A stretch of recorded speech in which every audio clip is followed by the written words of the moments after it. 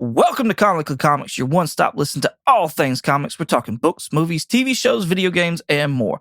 I must forewarn you, though, we are a spoilercast, and what that means is we consider all properties, past, future, and present, to be valid, and we will spoil the hell out of them. I'm your host, Michael, along with my two co-hosts, Richard and Jeremy, and with all that being said, let's get started.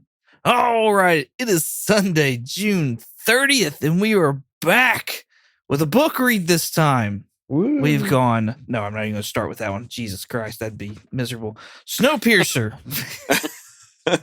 My version said 1984. What did y'all's? I'm curious now. It's 1984 for me as well. Is it? Okay, awesome. This would be the American version of Les Transperceneige. Dang it, I'm sorry. Le Transperceneige. There we go. Written by Jacques Loeb and illustrated by Jean-Marc Rochette. Jean-Marc Gauchette. Oh man. We have our The own reverse Duolingo. of Rosetta Stone and Yeah. What was it? Duolingo? Yeah, Is it Duolingo. Rochette. Bullshit. That's what I keep hearing. Rochette. Yeah.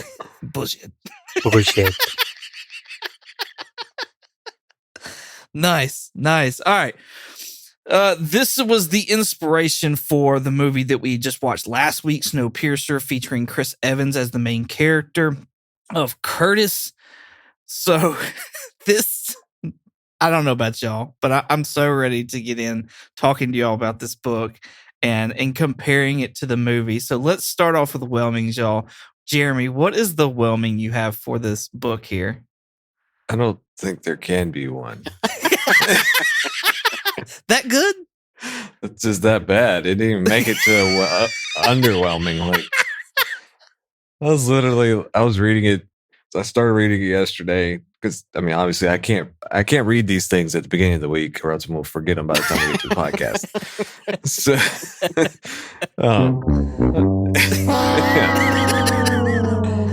I sat down and I started reading it. I read a couple issues, and I was like, "Oh, this is terrible." And then, I started to get back to it. I was like, I told my wife, I was like, I don't even want to read this thing anymore. Like, I'm not looking forward to getting back to finishing this. It's just, yeah, it was bad. To be an adaptation to that movie, they had to have a lot of filler to get to that movie. They had to this is just like, I mean, the train and the people on it. That's about all they got. Yeah. That came from this book to the movie. Yeah. And because that's all it was worthwhile to pull out of this book, basically. I mean, I think you're going a step far by saying the people on it. I would say the classes on it. Like, Yeah. oh, that's funny. Even the art was just appalling. I was just, I can't. I got into it. I was like, I can't like depict one person from the other. It just looks like a bunch of black and white spaghetti on there. Like, I don't know. Jeremy will not be doing any ink block tests anytime soon. Nope. They've got PSTDs. Yeah. So yeah, very utterly underwhelmed. So, Well, all right, Richard. Yeah, I am whelmed by this. I am not like I do not despise it like Jeremy does. The art, honestly, I thought was pretty okay. Like, it's like The Walking Dead. Like, honestly, a lot of this, I'm like, did Robert Kirkman, and I can't remember his artist, but did he read this? And like, did this inspire? Because like, both stories are apocalyptic. Both stories are all in black and white. Both stories involve like a main character that eventually like gets his head shaved and stuff like that. Like, there's a lot of like, there's a certain like, no one gets their hand cut off in this, but still, I'm like, this is, I don't know. This invoked a lot of The Walking Dead for me. I honestly, like, I try to space them out so I too can't forget, honestly. So I was reading like 2 issues a day, and then the last day, which was like Thursday or something, I decided to read all 3 because I just wanted to get it over with. The story is the lacking part. It's so lackluster, and it too has a bleak ending. But yeah, Jeremy's also right. Like, the movie is very loosely based on this comic. Like, the only thing that it has in common with the movie is really that there's a train, and like it's the end of the world. Like, there's a new ice age. Cool. So you said whelmed, right? Yes. You're whelmed. just whelmed on this. Mhm. Okay. So we've got Jeremy at some space beneath, like, underwhelmed. He's in the underworld of whelming right now. He's in the upside down if you're a Stranger Things. Yeah, there you go. We've got Richard with whelmed. Okay. So we're starting out wonky here. Let me go ahead and let's just really mess this up for everybody. No. Oh, jeez. Fuck this book. Oh, okay. Absolutely, positively fuck this book. I hate to say that, honestly, because it's so unfair. And in all honesty, it's so unfair for me to say fuck this book. Yeah. Yeah. Because of the fact that, like, I'm basing it off of the movie that I just watched. And as just to repeat what y'all have just said, there is not shit that correlates, meaningful shit that correlates from the movie, from the book to the movie. So how the director really got inspiration, to be like, oh, this book would make a really cool movie.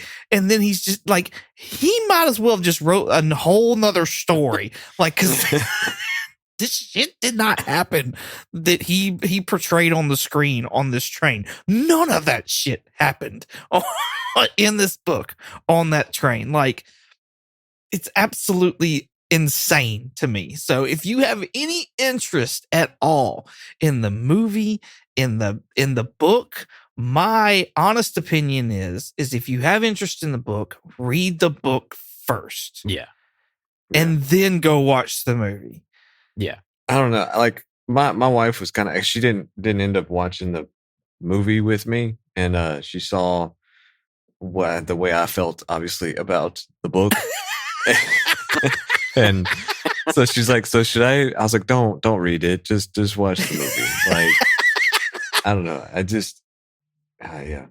And like, there's part of me that's, I felt bad too, because I mean, obviously that's somebody that put their effort into this book, which is more than I've done. But I mean, like, I feel bad saying that, but like, I swear, it did not hit home at all. I will say, as far as the art, I agree with Richard. This does look a lot like The Walking Dead. It gives those Walking Dead vibes. And I do think the art was well done, but I also agree with Jeremy when it comes down to, like, the general and the, like, all the hierarchy of the army that's on board the train. I don't know who the fuck is who on that train at all. Right. All I know is who Yeah. Proloff is. By the way, that's the main character. Just in case you're waiting on Curtis, that motherfucker's not even in the book. So Yeah. Yeah, Nam, Yuna, Curtis, Edgar, nobody. The tail section people really Gilliam. aren't even in the book. Gillum, Right? Mr. Wilfred, Tilda Swinton's character. I can't remember. Mason. No, Gray. Mason, that's it. Yeah. Or, yeah, something like that. No, Gray was the Monkey Man. Spider Yeah. Monkey. Yeah. Yes. None They robbed none me of of those. Spider Monkey Man. Yeah, none of those are in this. Yeah, no, I was gonna get into that. One of my first, honestly, notes, other than like talking about one guy gets his balls frozen to the porcelain, was I am really having a hard time, like, kind of figuring out who is who with, like, the military men, because they all just look like Frenchmen. They just have all Right? mustaches and, like, scraggly beards and, like, a military haircut, or they're wearing that, like, weird hat. And later on, it gets better. I think they definitely, like, they get different faces, like other characters. Yeah. But yeah, I definitely agree. At the start, you're like, okay, what the fuck is, I can't tell who the fuck is going on. Like, Yeah. and because they have, like, different names than, like, American names, a lot of times I'm like, is that a person that they're talking about, or is that like a thing?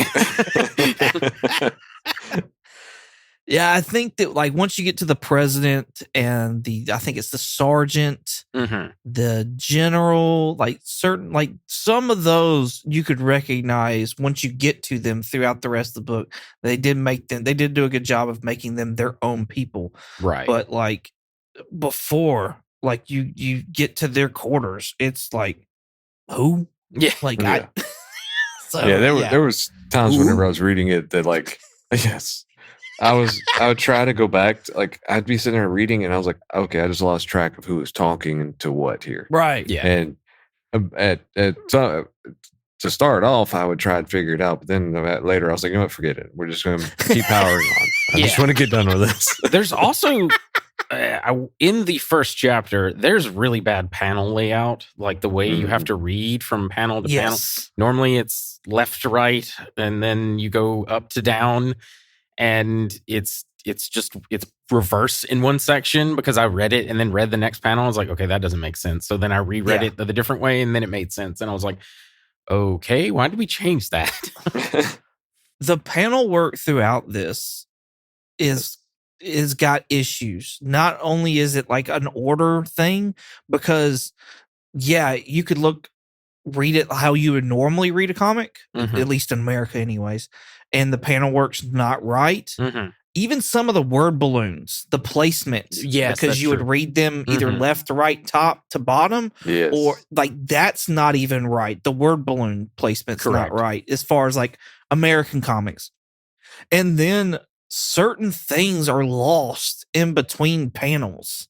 Yeah, I noticed as well, where it was like you know, the one scene in particular, Adeline, who's the other main character of this story, who has become friends with Proloff, our main character, who the Curtis of this story. She asked him, "Are you not tired?" And do what? It's friends with benefits, apparently. That's all another thing. It's fucking weird. They're French. Like, they're French. What? Like, I guess. But she's like, "Are you not tired?" And then, like, the next panel, they're sitting there making out, and I'm like, "Fuck, I guess not. I guess neither one of y'all are tired." Like, yeah, it was just so weird how that, like, because that was another thing too that I thought, because it just never. Whenever they would put those scenes in there with the two of them, I'm like, why? Where did this even come from? There was nothing there, but it's just, here's a picture of them kissing. I'm like, what? Okay. My note there was, wow, that was fast. It was like, my guys got Riz, and then it was just like, it was very like, nice shoes, want to fuck? I mean, he was grabbing full inner thigh, like, Jesus Christ. Well, and then later on, she's holding his dick while he's pissing. Yeah. And then they're just like, "Pa, this is so funny." Yeah. I think my note there was, nice dick, want to fuck? No, but that's Don't be gross, Tammy. But that was totally it. Like, it was just like, I don't know, man. This fuck this book. Fuck this book. All right, y'all want to sit there and kind of roll through this? Sure, yeah. Cool. Pun intended with the train? Yeah. Was that a train pun? Yeah. It wasn't, but we're going to roll with it and say it is. So it was definitely barreling through like a steam train. Chapter 1, The Rolling Ghetto. We meet the main character from the back car, Proloff, also a young woman interested in how the back really is, Adeline. Both get locked in the quarantine. That was not gripping to me at all. I was like, oh. No. Yeah. I was like, I thought there was, but you're right. I thought there was going to be more to your thing there, but I was like, well, actually, no, that's it. Yeah. That's really it. That's really it. The most interesting and fucked up thing is the story about the guy and his birthday present. Oh, yeah. That was like... Yes. The solitary, like he just wanted the 1 hour just so he could kill himself. Oh, yeah. So, no, that was fucked up. Yeah.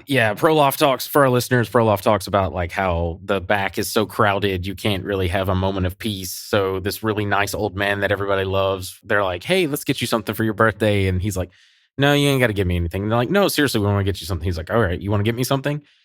give me an hour's time to myself. And they're like, okay. And they figure out a way to do it because it's very crammed. And the tail isn't just one cart, it's like multiple carts. So they like cram everybody in another cart.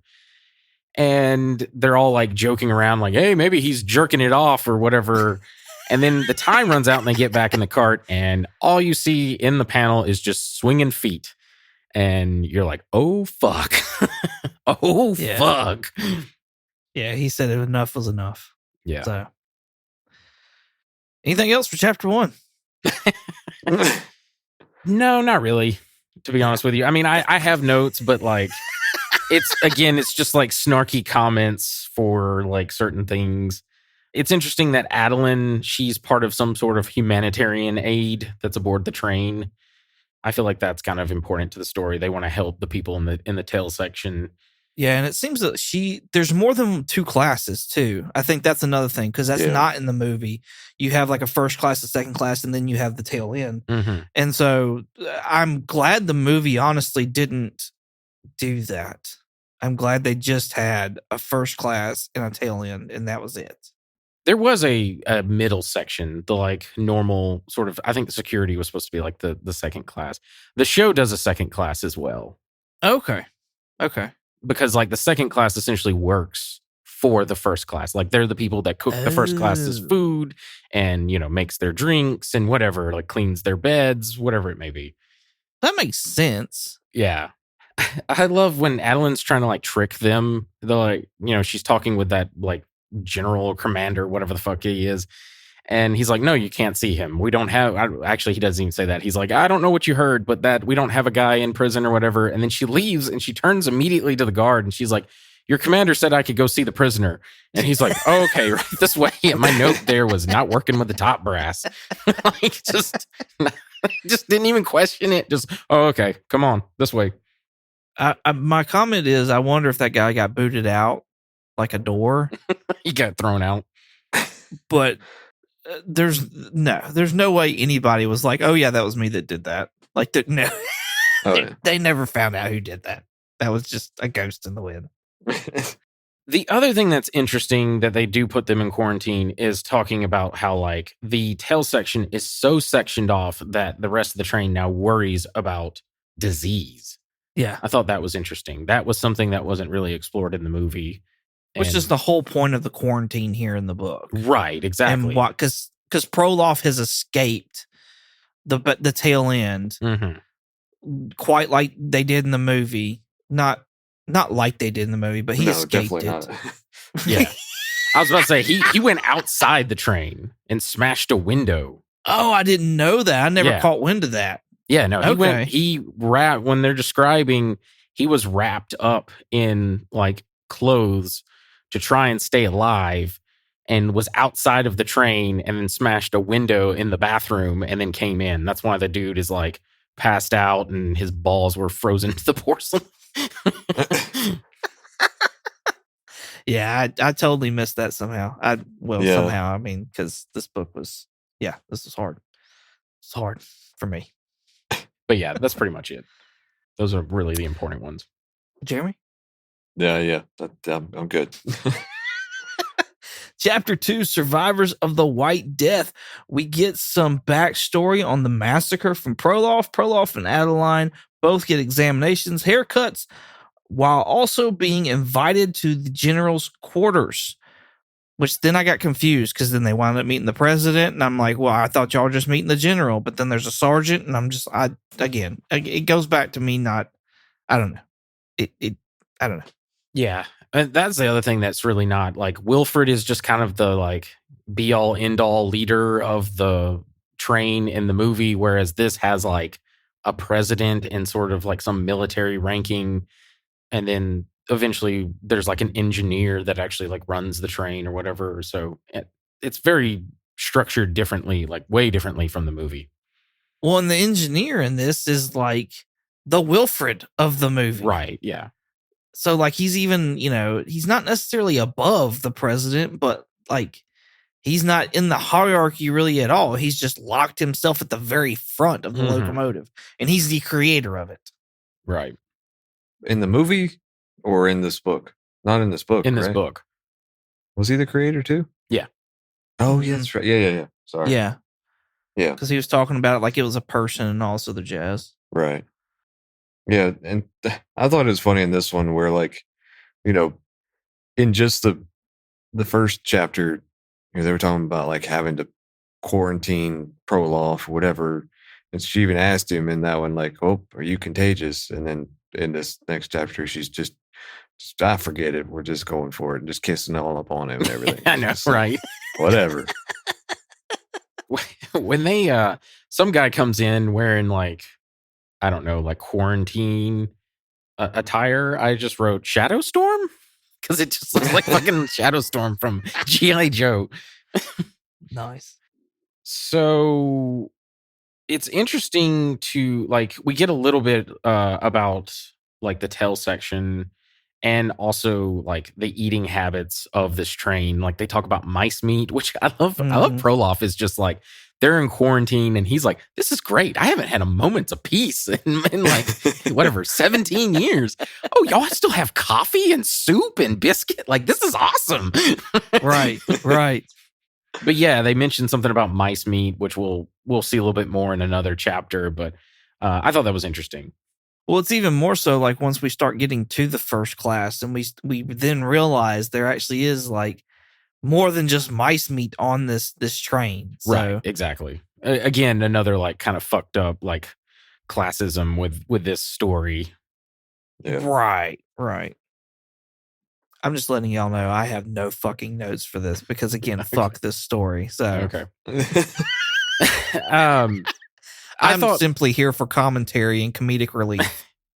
I thought it was really sad when they like forcefully shave her head, and I don't know. It was just kind of I just wrote a note. Poor lady. Well, I was like, she got mad at Proloff. I'm like, Mhm. chick, he's not the one that shaved your head. Like you were the Exactly. one that wanted to be there. Like you've kind of put this on yourself a little bit. But she also knows like she doesn't know the routine of what's going to happen back there either. So, but yeah, I don't know. I was like, okay, I can feel for you a little bit. But you can't get mad at my guy Proloff, okay? He's had a struggle, all right, to get where he is, to get his biscuits and soup and shit, all right? Like, just let him enjoy some time. Yeah. Yeah. And she was going to enjoy it with him there for a minute.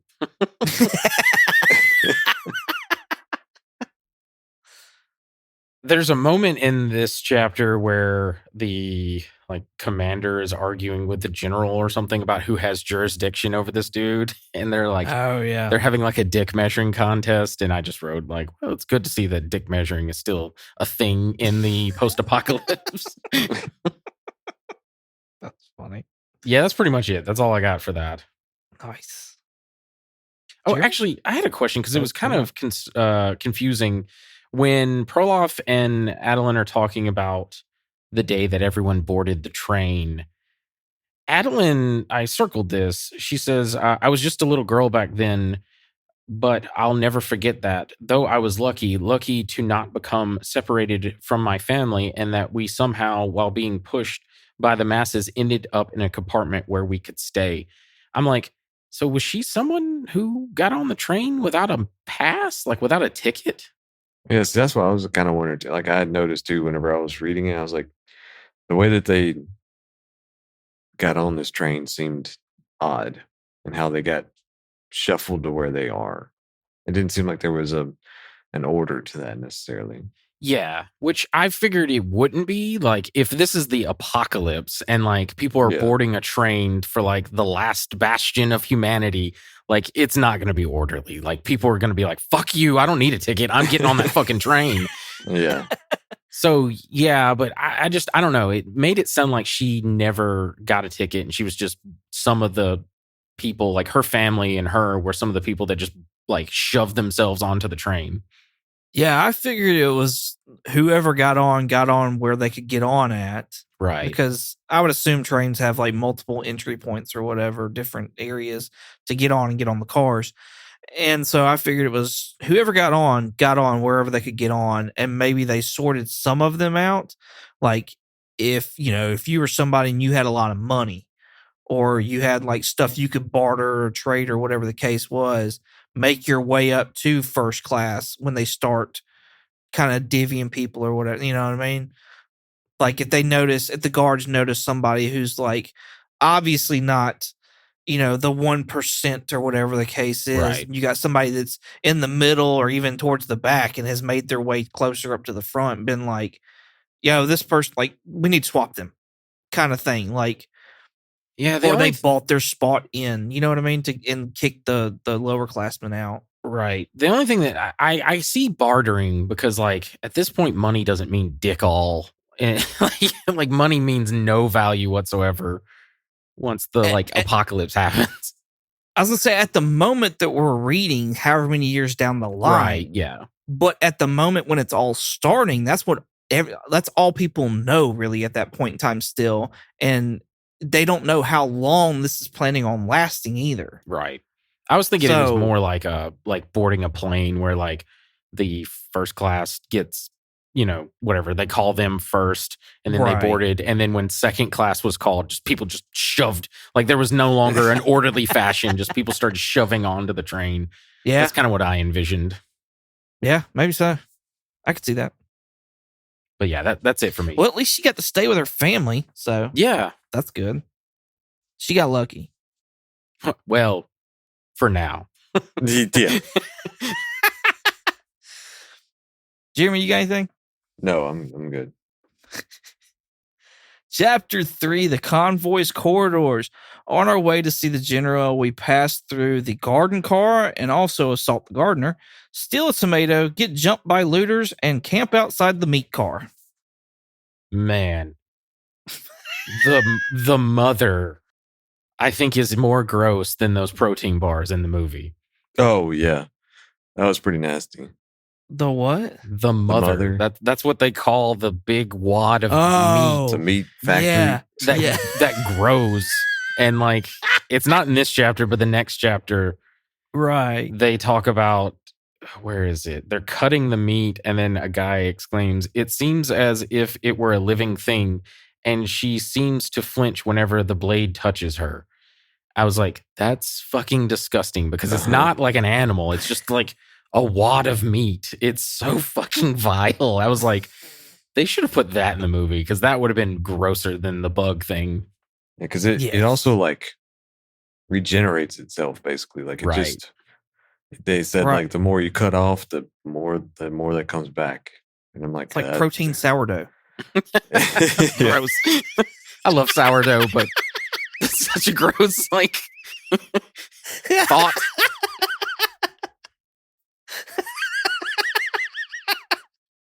I love, you said he assault the gardener. I love that Perloff kicks that dude in the nuts. Oh yeah, definitely got a shot in when he could. I thought that was fucking hilarious. He just boom right in the nuts. How bad though is the stolen tomato? Well, he's like trying to hand it back to Adeline. Like one, he got two. He's trying to hand one back to Adeline. And he's like, "Don't let him see you with it." It's like they got two guards out in front of him and then one behind him. How are you supposed to hide it? Again, how are you supposed to hide eating that tomato?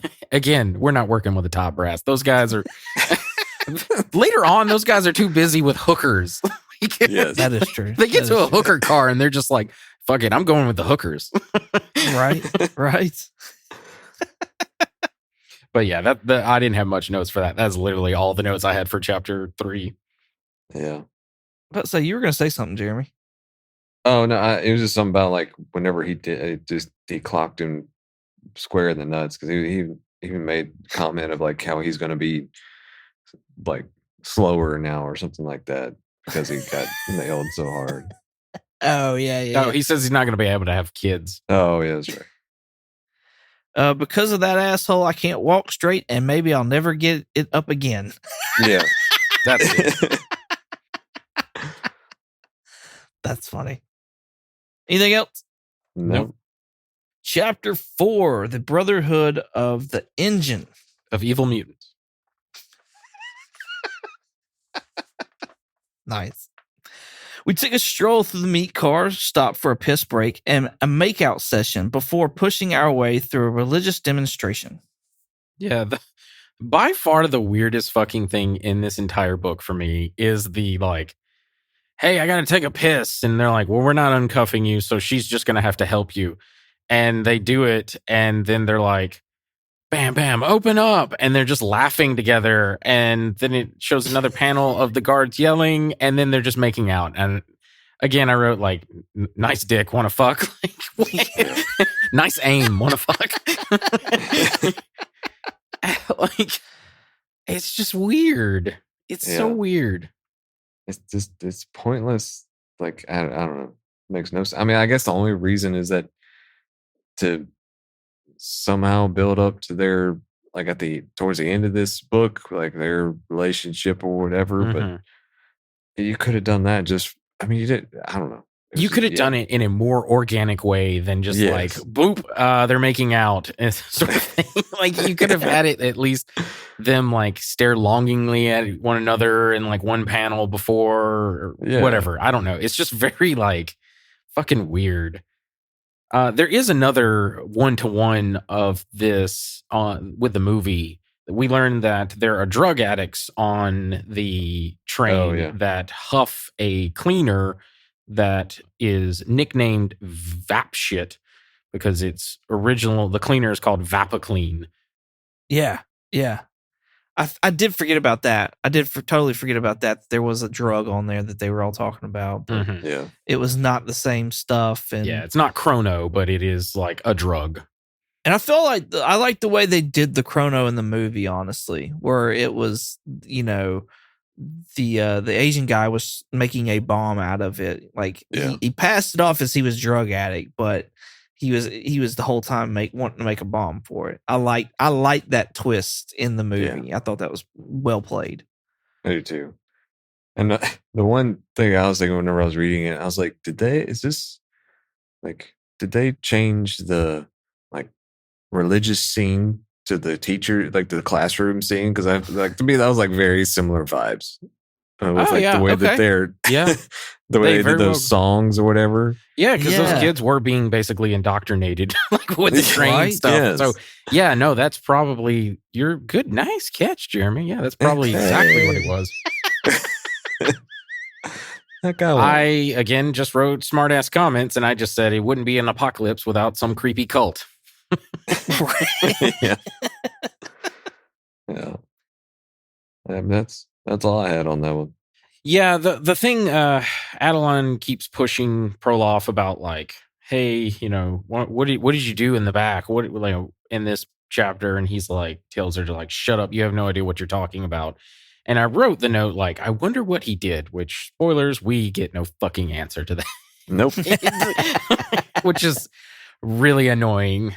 Let's just guess it was cannibalism. I mean, he does say that, like, we'll talk about that when we get it, because I don't want to spoil that yet. But anyway, that's it for me. Cool. On to chapter 5, the Masters of the Convoy. Proloff gets a meeting with the president, talks of integrating the tail end, and Proloff gets invited to the other side of the tracks. Pun intended on that one. Yeah. Dang it.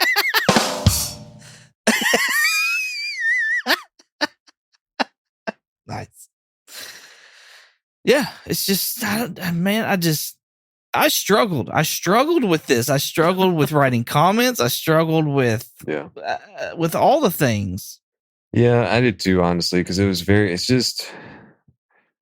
very choppy, very just, I don't know. There's really no good flow to it towards me. I mean, to me at least, like it just, I don't know. It's just not good.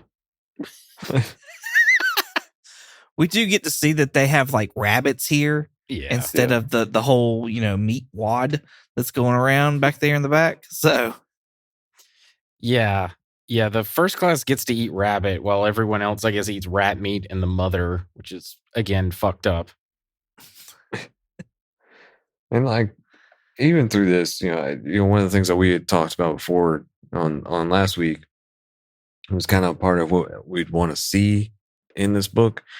And I said, seeing more of the train cars, and we got like half of one, basically, throughout this whole book. I mean, I gotta Just- be honest with you. We do see a few, like, we at least know what they are, but like most of them are hooker trains. Yes, exactly. I swear there's like 3 hooker cars. Yeah. Yeah.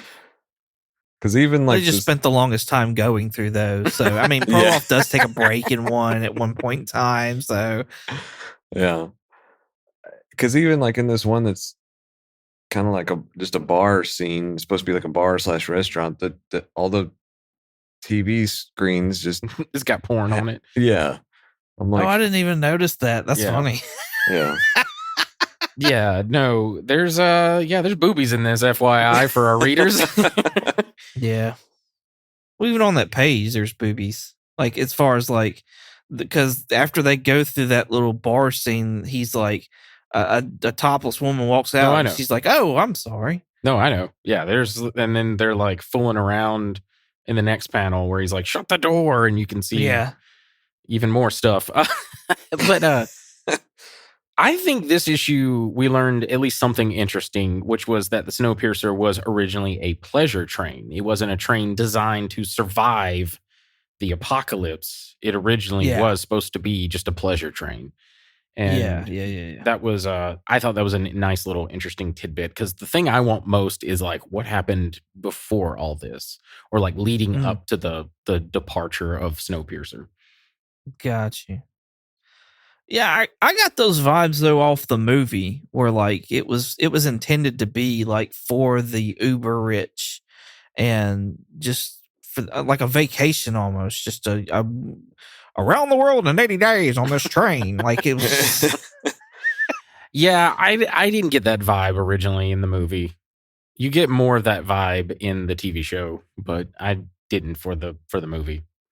Gotcha. Yeah, to me, like it was the way I understood it in the movie was that he designed it based off of them making that other whatever that was that got shot up into the space to cool off. Because he just kind of, to me, it felt like he was saying that he saw the writing on the wall is that it was going to go wrong, and so he wanted something that could maintain life or whatever, I guess.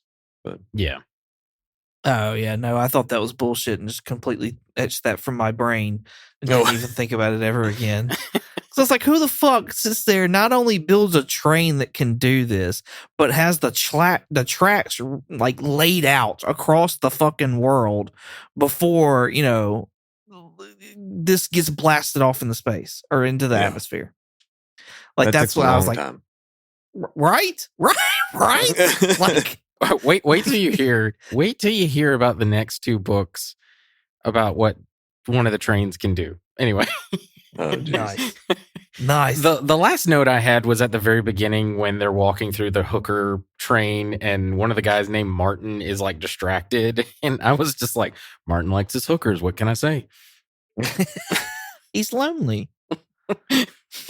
It's just so weird. It's like they were assigned to this mission and they're all like, we gotta get here before, like we've already had to miss a day and we had to stay in one of the carts overnight and we gotta be on our mission. And then he just is like, oh, boobies. And just completely forgets what he's doing. I can do that to a man.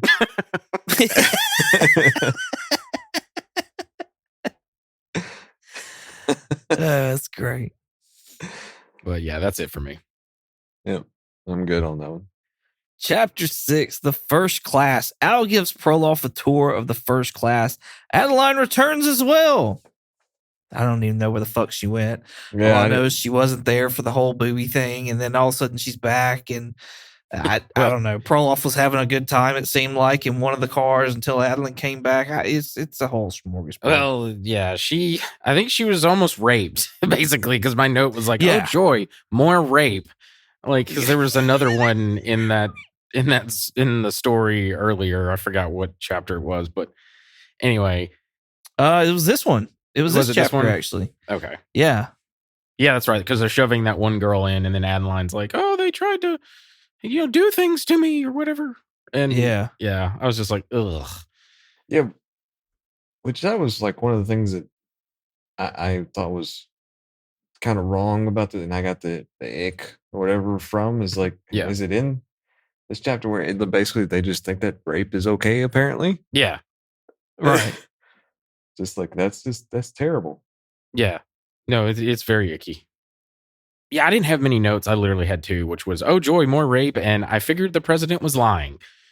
Yeah. Which we didn't even talk about that. So Proloff meets the president, and the president's like, "Oh, hey, thanks for meeting with me. I want to know everything about the tell section so we can, the train's slowing down," which they mentioned that too, because like Proloff mentions about like, "Oh wow, y'all have windows, y'all can see the outside. This is amazing." And Adeline's like, it's kind of bleak because we see all the like death and destruction, and even some people are noticing that the horizon is like slowly like getting slower moving by, so that implying that the train is slowing down.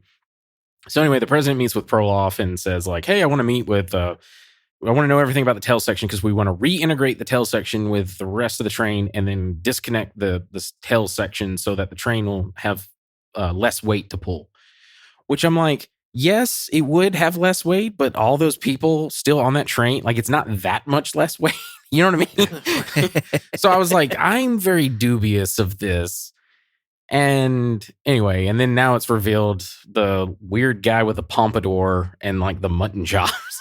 It's like showing Proloff around, just spills the beans to him, basically saying, nope, he's just going to disconnect the tail end, kill everybody, and those like humanitarian aid that Adeline was part of, they're going to trick them to go into the cart and get rid of all their problems all at once. They're going to get rid of a lot of weight. Yeah, You have no idea how much weight they're about to get rid of. Yeah. And I was like, wow, that is really fucked up. And I kind of saw that coming from a mile away. Yeah, no, I had no idea. I didn't see it, but I was also like somewhat into this book. And I was just like, I don't care. I honestly don't care what happens to any of these fuckers on this thing. And then when they started talking about the whole, we're gonna get rid of the tail end, I then got to thinking. Then I was like, wait a second. If it takes y'all a year to get around the tracks, you've got around a year before you're going to figure out what to do when you come face to face with that fucking car again, because it's not going anywhere. It may roll back a little bit. I don't know, but like, what are you going to do then? So that is a plot point in the second book. Oh, okay. That's what. Okay, because I did read ahead a little bit, like you were talking about on the wiki and stuff, to see what the sequel is talking about, and I thought that might have been part of it as well. But it's not what you expect. But that is a plot point of a train. Anyway, we'll get to it. Okay. But yeah, that was all my notes for issue 6. yeah, that's all I had to. Chapter 7, If Hell Exists. There is an outbreak on the train, and now Proloff is a wanted man. They believe Proloff has brought this disease upon the train. It's starting to spread to all the first classmen. We cannot have that. We can't have our first class getting sick and dying. God forbid that. And they blame Proloff, even though he's been fine the entire time. No issues. No coughing, no diarrhea that we know of. Able to piss just fine. He had diarrhea. He was just shitting. He was just leaving a trail all throughout. Just shitting and shaking it out of his pants leg. Yeah, exactly. It was just going down his leg, leaving a whole brown trail throughout the entire cart. That's how they infected him. Or that's how they got infected. Oh, people slipping on Dookie. Yep. I thought it was so fucking funny to me. There's military guy. I forget what his ranking is, but he's one of the many guys that all look the fucking same to me. But he gets a phone call about like in the last chapter, he's like asleep in his bed or whatever. And he's like, what? And he goes into Proloff and he holds a gun on him. And he's like, I'm finally going to put you down, you rabid dog, or whatever he says. And anyway, I love that he's just in his whitey tighties. He's just in a fucking shirt and whitey tighties. He's fucking Walter Whiting it. It's so funny to me. I mean, it's better than Proloff and Adeline. They're just naked. They're just straight up naked. like Prolof's not even shirt cocking it. Like he's just swinging dong around. But I love though, like, so that confrontation happens, and then later he's like, "Well, I guess I better put on pants." Like that's the first thing I better do. Like, it's funny to me. I mean, he's got a point. Like at that point in time, he at least has the gun on the guy, and the guy's on the ground. So yeah, I mean, the decent thing to do is cover up your wang. Like, No, I was talking about the general. The general makes a line. Where is it? He's yeah. he leaves that area and he's like, "And you are to return to your compartment and you stay there. I'm going to deal with you later. Now, just stay calm. First thing, I should get dressed." Like not inform anybody that Proloff is loose, not do anything. He's like, "Nope, I gotta put on pants." I mean, you can't get caught with your pants down. Like, You kind of did though.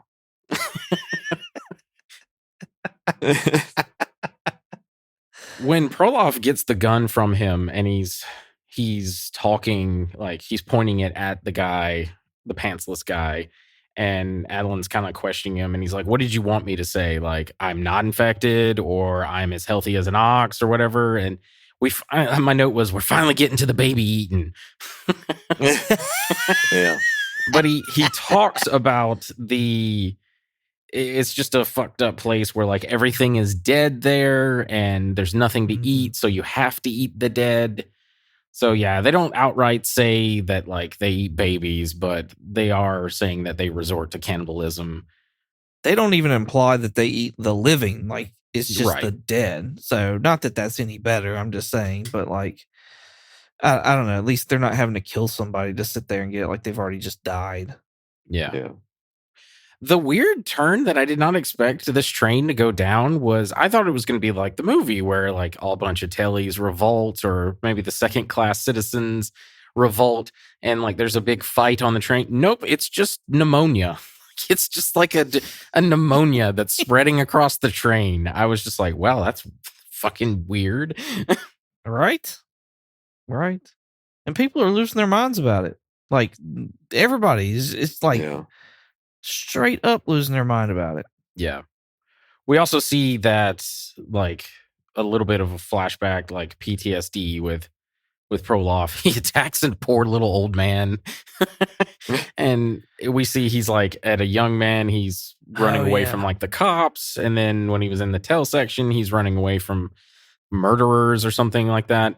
So my theory is that like, because Proloff talks about how like he's never truly like killed someone or something in the story, because it's very hard for him to do. And Right. Out of cold blood. Yeah. You did say yeah. And so I'm wondering, did like this scene where he's like about to get like knifed, was that like the thing that he escaped? In other words, he was like, fuck, I'm getting out of here. And like just stole some clothes or something, wrapped around his head, and then busted out of the train and crawled across the top and like shattered a window or something. If that was okay, I see what you're saying. If that was the thing that got him out of the car, like he was either going to die in there by being shivved or take his chances out in the cold. I see what okay. Yeah, because like he's all long haired, got a beard and everything else, just like he did in the very beginning. Yeah. Nice. I didn't notice that. It's just interesting to me. No, yeah. But yeah, that's it for me for issue 7 or chapter 7. Yeah, same here. Chapter 8, The Last Refuge. They make their way to the president's quarters to see them to the conductor or the engineer, whatever you want to call him. It's not Wilford. I know that much. That'd be a lot easier, but it's not. Yep. It's just some guy with a skullet.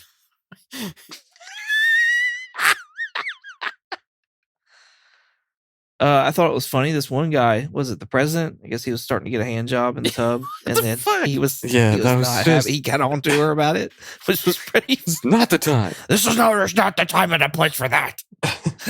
Like, but it would have been for Proloff and Adeline.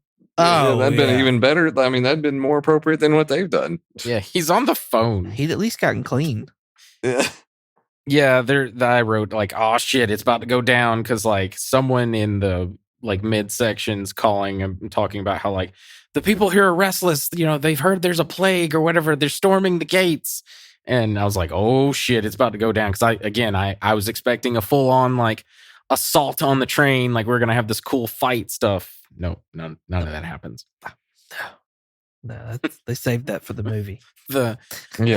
Sorry, I just saw my note. The note where he's receiving the hand job is like, yep, nobody likes getting bad news while receiving a handy.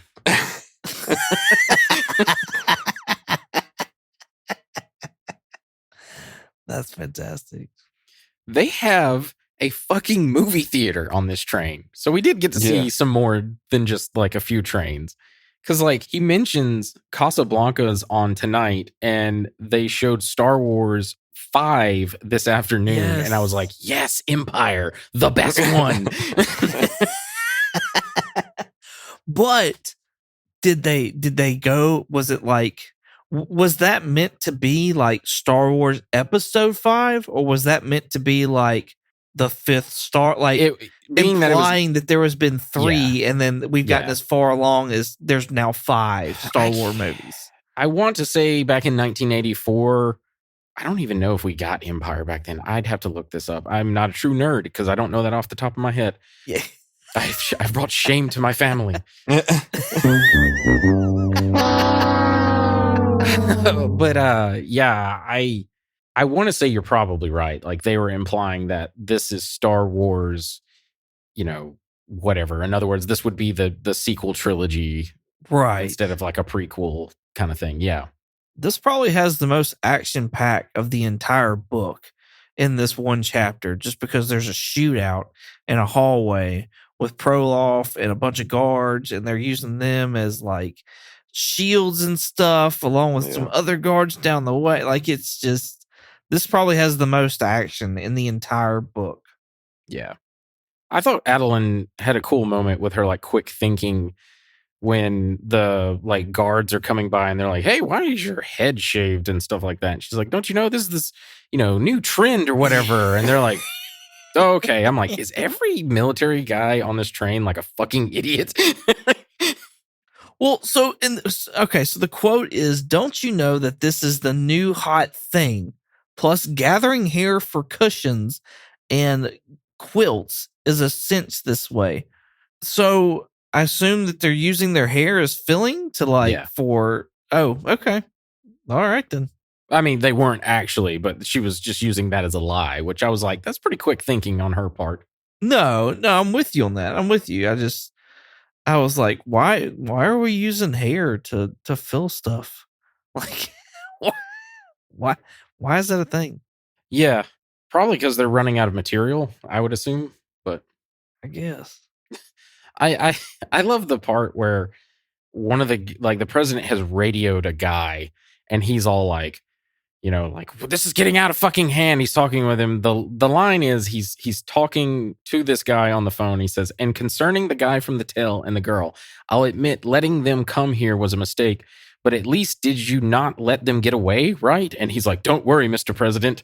At present, they are unable to contaminate any more people. They must be ready for the shoot with a few bullets in their body. My people have taken them off, and they're standing with a gun pointed at the president while that guy is telling that lie to him. Yeah. I thought that was so fucking funny.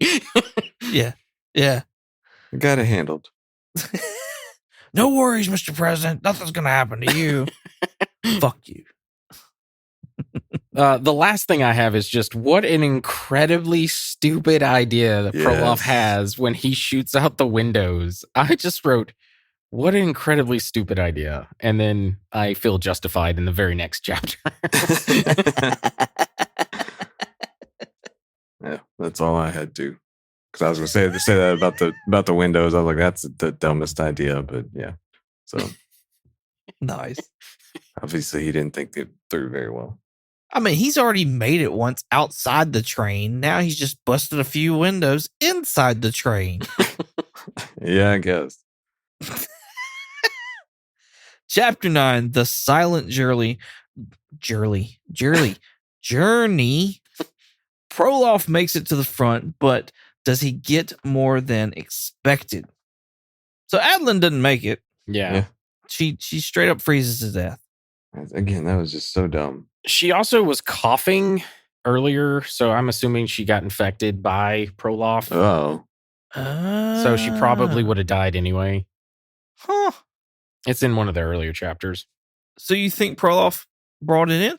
Oh, absolutely. With that many dead bodies, they probably had some sort of new like plague or something. Like a lot of like if you were to somehow live in a cart eating rotting flesh and all that stuff, you would breed all sorts of bacteria and disease. You would absolutely bring in some kind of fucked up thing. He probably had like a natural immunity to it, or he was like, yeah. quote unquote, like asymptomatic to those whatever. So I truly think he was infected. But it is left sort of ambiguous. Maybe he wasn't. But the question is like, well, then how was everyone getting sick? Right. So I didn't mind the art, but when Proloff is screaming Adeline when she's like dying, his face looks so fucking weird. Yeah, Wait. it does. Oh, yes. Yeah. Like it doesn't He even looks look like an actor of some kind. Yeah, it doesn't even look like the same person. No. Yeah. So what? Okay, so the conductor, the engineer, has a cough as well, and I mean, he is like hacking coughing. Yeah. That could just be like lung. He's old. That could be lung cancer. It could be pneumonia as well. Maybe he is the one who. But see, he didn't leave his cart, so I don't see him infecting other people. We had to get food or something. Yeah, they don't say that. I'm always like, where the fuck? Because he talks. So for our listeners, he talks about because he is the creator of the train.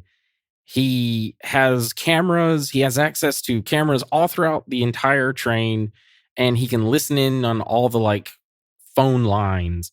And he discovers a plot where the president's basically gonna like throw him overboard, if you will, and like take over the train.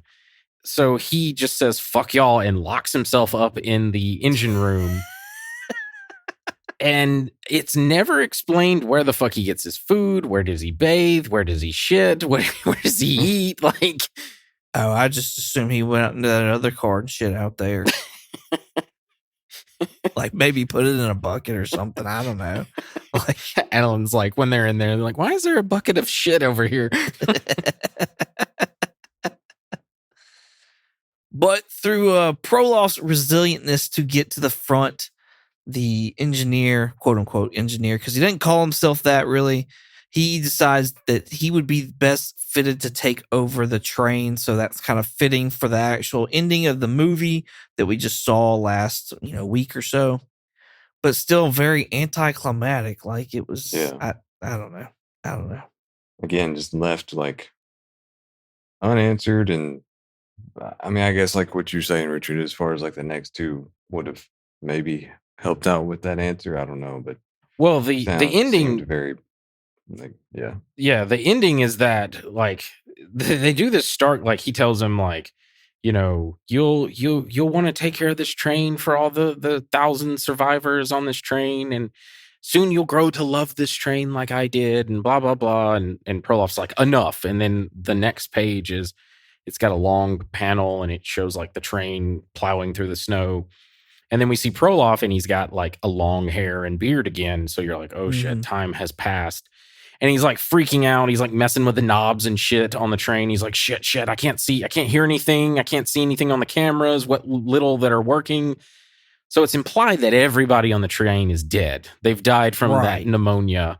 And that literally Proloff is the only survivor of this train. Yeah. And then it just ends with that same shot of the Snowpiercer going through the snow with the like narrator saying a few lines. And I was like, damn, what a bleak ass ending. I feel like this is bleaker than the fucking movie. Yeah. Yeah. So I immediately was like, I have to read the other two because I need to know like where the fuck does this go? So I really wonder because it changed writers for 2 and 3, I want to say. And I seriously think this was meant to be a one and done, but they were like, no, this is too bleak. We got to do another. So the next story picks up with a second train that is called Icebreaker, which in the TV show, there are 2 trains. That's one of the reveals at the end of the second season, is that there is a second train. And anyway, they have found out that Snowpiercer has like whatever gone offline. Like it's no longer on, like it's not moving on the track. So they're freaking the fuck out. Like, we're going to run into Snowpiercer. We got to do something about that. So anyway, they prepare for all this. They do like and that's the other thing, is this train is more well equipped because people can actually like, again, I haven't read the book. I just read the wiki. So apologize. I couldn't get a physical copy here in time, but they can apparently go outside the train in like almost like space gear kind of stuff. It doesn't look like space gear, but it like they can actually like they wear suits that they can survive out in the snow. Yeah. And they're practicing where they can now stop the train and then like get the Snowpiercer off so they don't crash into it. Well, something goes wrong and the main character like blacks out, has amnesia, is in a coma or whatever, and then it's like years later. And this is where it kind of like the wiki kind of just skips a whole bunch of shit. But basically what you learn, the twist of this is you learn that this train is lying to everybody, that when they did that first trial run, they ran into Snowpiercer, and they've just been lying to everyone for years that, oh, we may potentially run into Snowpiercer to try to keep people in line. And that's kind of like the basic story of that. The third book deals with Icebreaker now gets a signal that some kind of radio signal it's picking up. So they're like going to investigate, and they get to a certain point where they can no longer like be on the tracks. So the train apparently has treads and can just fucking off-road. And they follow the signal. Yeah, I know. Why did they even run into a train? I know. Why did they just say, go gadget treads? Yeah, and then exactly. Just go off. Exactly. Again, this is a wiki. I apologize for our listeners if they've read it and it's like that's not what happened. But they follow the signal. They meet these weird like people wearing, I think, like mice helmets or something. I don't know. It's fucking weird. Nice. It's revealed that there were like too? Do what now? Were they naked too? No, they're wearing clothes, but they have like weird like mice heads. They reveal that there were 10 trains originally created, and 7 of them have survived or something like that. And anyway, long story short is they restart civilization there. Yay, everyone wins. Yeah, so I think There's no more climate or class problems ever in the world. We're all equal. Yeah, no, there is some like other stuff in there, but I can't really remember. I just remembered like the important parts, which I was like, I feel like this was a knee-jerk reaction to just how bleak the ending of this book was. Yeah, I can see that. Cool. Well, one thing that we did skip over is in the final chapter, they did release the last car or the last cars, the tail end. So that did wind up going through. They let go of those cars with the third class in there and all the people that were in it. They got rid of them. So yeah, which I was like, y'all, you're just gonna run into them later on.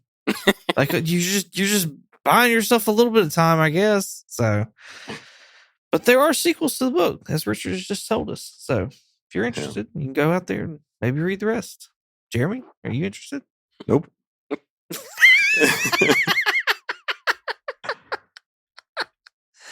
right. What do y'all recommend anybody read this book? No. Oh shit! Do we got crickets? No.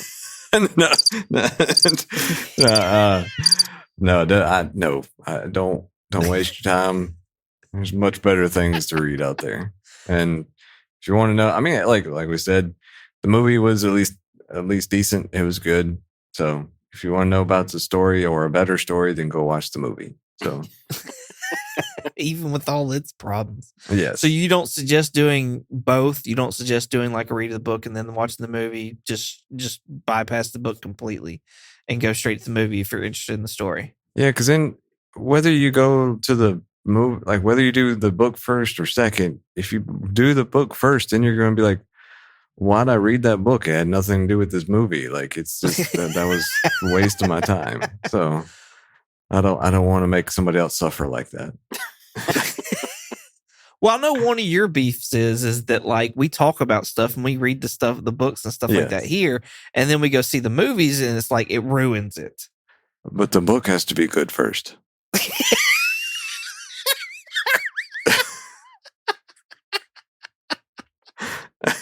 Touche.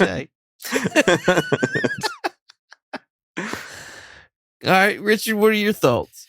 I kind of echo kind of what you said. Like, if you've never, for some reason, you've never seen the TV show, you've never seen the movie, because it, like I said, it came on FX like a ton of times. Like, but yeah, read this maybe. Like, I don't think it's bad. Like, I've read way worse comics before in my life, so I don't think it's as bad as what Jeremy's saying. But I don't think it's great either. But it's also a comic from 1984. Like this comic is older than me, and so I think it's worth a read if you're that interested in it. Definitely, I think read it before the movie, because I do think this is a letdown compared to the movie. I'm also the type that I like, whatever. If there's a really good movie that I like and I find out that it's based on a graphic novel or even a book, I'm like, ooh, I want to read that to see how they're different. Yeah. And then regardless if it's bad, I'm like, well, that sucks. The movie's better or the book's better. But yeah. Yeah. The movie, in my opinion, is completely better than this.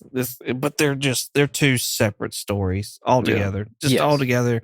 They have a train that's in sub-zero temperatures that houses different classes of people, and that's really the similarities there. So certain people get some kind of meat, and other ones get meat wad sourdough stuff. I don't know, but if the idea of watching Snowpiercer on TV or a movie has interested you, and you just, like Richard was saying, you've never watched it, but you do want to read it, I highly suggest you read it first, then watch it. Otherwise, if you have no inkling to want to read it at all, skip the damn book and just go straight to either the movie or the TV show. Yeah. I can't recommend anybody read this book. Honestly, I can't do it. So, but teach their, I'm sure. I mean, obviously people did like it. So, and I'm glad that they liked it enough to be able to make a movie out of it. The bottom cornerstone of the idea of the book or whatever to make the movie. So cool. Anything else y'all want to add? Yeah, I think that's all for me. Yep, that's it for me. Awesome. Jeremy, where can I find you at? They can find me on Twitch under the handle Night Fury GTO. That's Night with a K. And you can find me here. Cool. You play any more Spider-Man? Did you finish the side missions? No, I did not. Dang it, I thought I got past the shaming. Shame.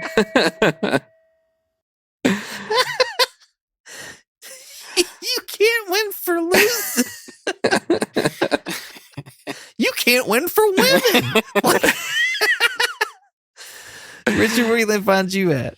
If you want to contact me directly, I have an X, the platform formerly known as Twitter, and Instagram, and a Threads. My handle is Night Curry, night like day and night, and Curry with a K. If you want to contact us directly, we have a Gmail. Our Gmail is comicallycomicspodcast@gmail.com. And if you want to check us out on YouTube, possibly TikTok, we'll see, and Instagram, you can check us out under the name Comically Comics Podcast. And if you want to check us out on X, the platform formerly known as Twitter, you can check us out under the name Comically Comics with an X. You can find me on Instagram, eBay, and Shortbox at 22_comics. You can also find me on YouTube at 22comics. Thank y'all so much for listening. Hope you enjoyed it as much as we did making it. With all that being said, say goodbye, Jeremy. Bye, Jeremy. Goodbye, Jeremy. Goodbye. Le Transperceneige.